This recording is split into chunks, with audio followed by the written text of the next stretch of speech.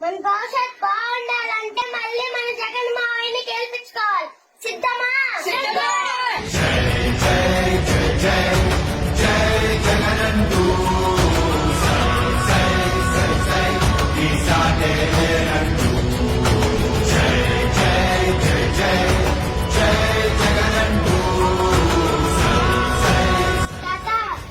ఇంటి వద్దకి రావాలంటే దాని గుర్తుపై ఓటేసి మన జగనన్నని గెలిపించాలి.